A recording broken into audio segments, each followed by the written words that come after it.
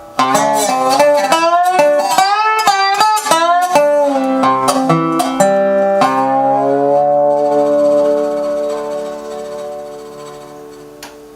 discussing a piece of prose or poetry, I frequently asked my students, how does it mean?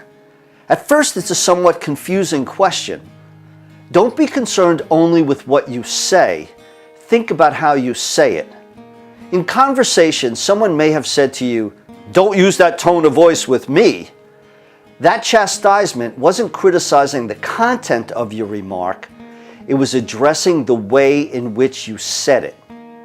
Tone is your attitude toward an event, circumstance, person, or situation.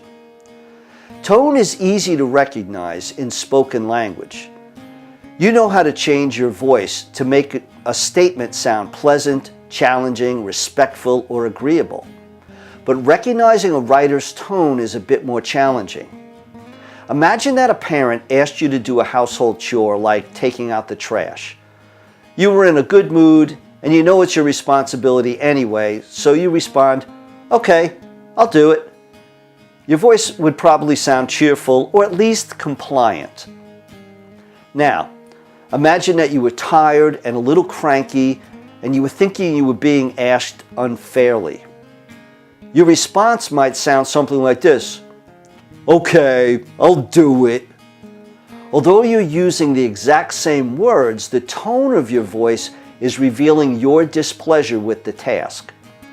Think about the different messages you would reveal in specifically emphasizing each word. You often rely on your voice to convey your attitude toward the situation. That is tone. As we grow up, we become attuned to people's tone of voice, listening to the words spoken, but also further decoding the message by the way the words are spoken. Texting with your phone initially was limited in conveying someone's emotion. To emphasize an important point, we had to capitalize words or put in extra exclamation points.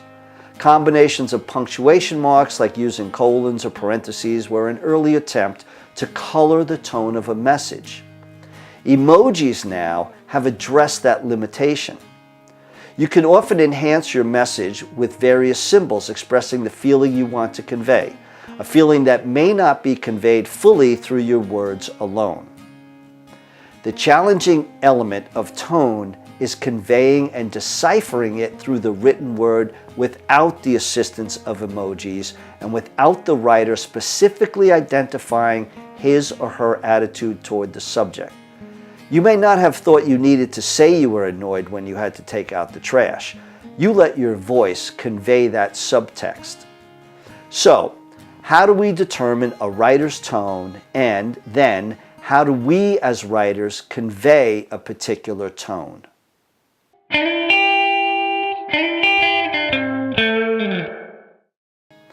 The first element to consider in determining or conveying the tone of a piece is diction or word choice.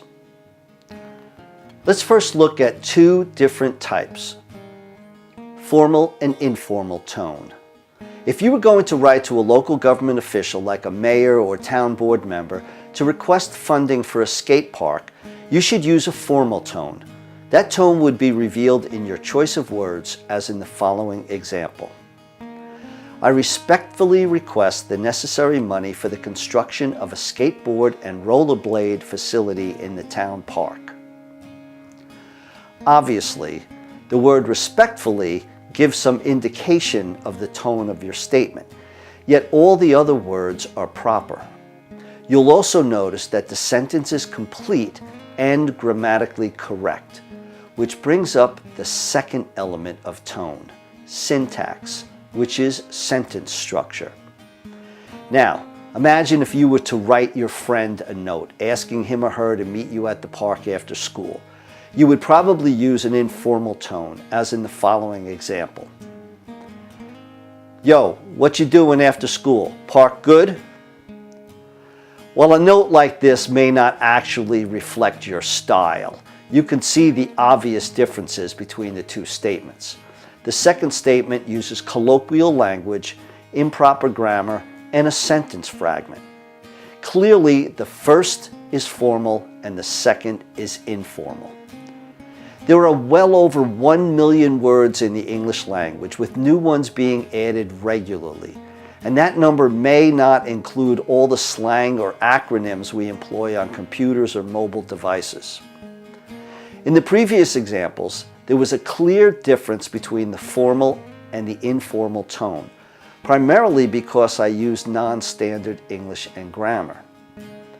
The following sentences are grammatically correct. There is no problem with the syntax or sentence structure. Both sentences will use the exact same number of words and the exact same syntax. The difference in tone lies in the diction, my word choice. The individual walked around the building.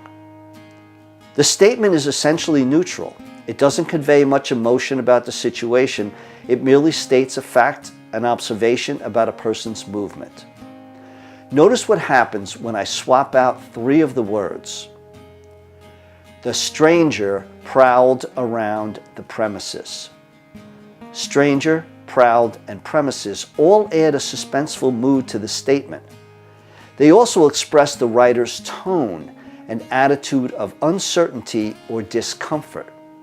Now, rather than describe the event in a neutral way, I used key words to color the event and express a feeling.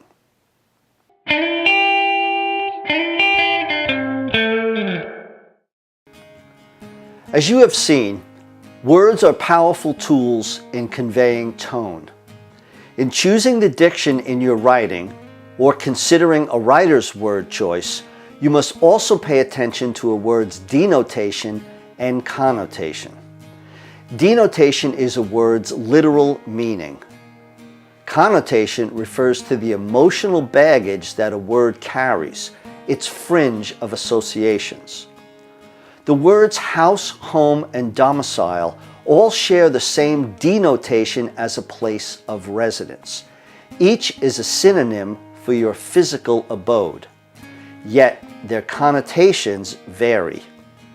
House applies more to the actual structure, the walls, the windows, the roof. Home implies a sense of family, a feeling of warmth, an emotional or sentimental connection with the place.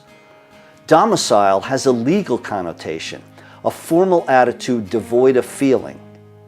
While a thesaurus is valuable for learning new words and varying your diction, you must use it cautiously. Be sure that you understand the connotations of the words because they can change the tone of your writing.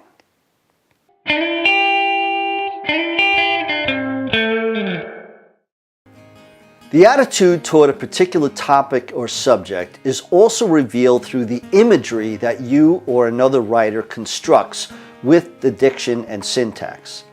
Imagery is language that appeals to the senses. The following examples present imagery of the same winter scene. However, the tone in each is drastically different. The icy dagger spied from the cliff's edge, seeking to inflict its frigid assault. Sparkling like radiant jewels, the icicles decorated the cliff with a glistening necklace. The imagery in the first sentence conveys the writer's fear of being struck by the icicles. The personification with the words spied and seeking let the reader know that the writer sees the icicles as entities looking to harm him. The second sentence presents imagery which conveys the writer's appreciation of the beauty of the scene. The simile in the second sentence compares the icicles to gems, extending the comparison with the words sparkling, radiant, decorated, glistening, and necklace.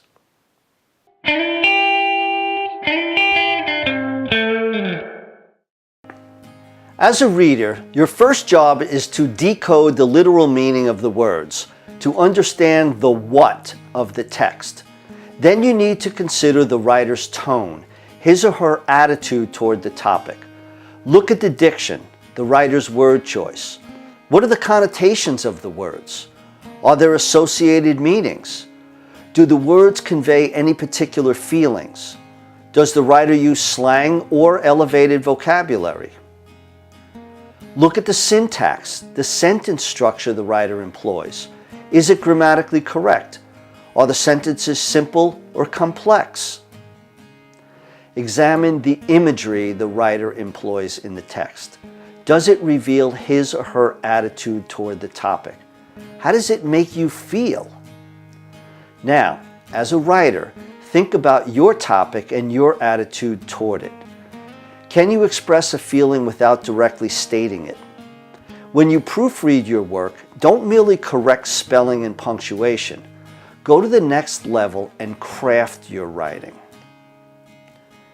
In class, you and your classmates might write about the same topic, but each student's tone may be different. In a similar way, each student's bedroom probably has the same general elements: bed, nightstand, lamp, desk, chair. Yet each room distinctly reflects the one who resides there.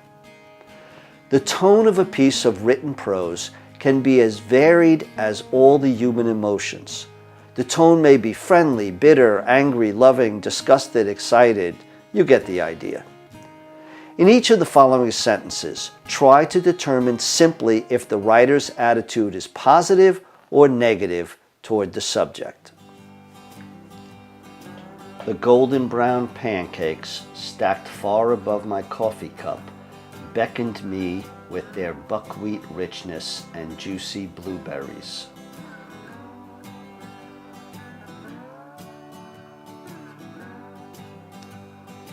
Each reluctant spoonful of the cold porridge seemed to clog my throat like fresh cement.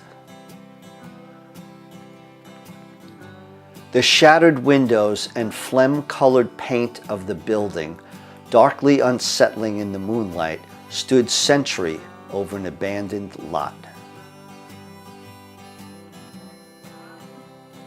The cold steel furniture, outdated magazines, and incessant phone ringing distracted Lester from the screaming child in the dentist's chair.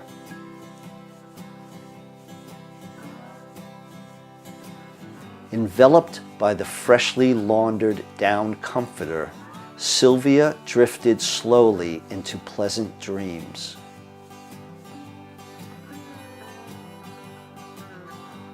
Having disregarded his teacher's suggestions, the student wasted hours on a foolish project.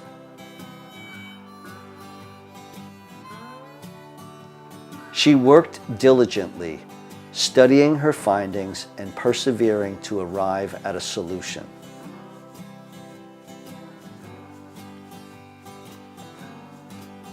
The flames of the hearth melted the tension in the air, bringing a warmth to the skin and the soul.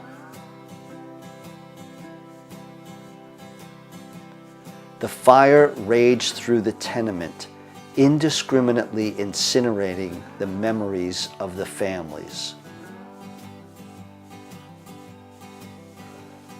Apparently abandoned by its owner, the furry little traveler happily slinked his kitten paws into my sister's home and heart.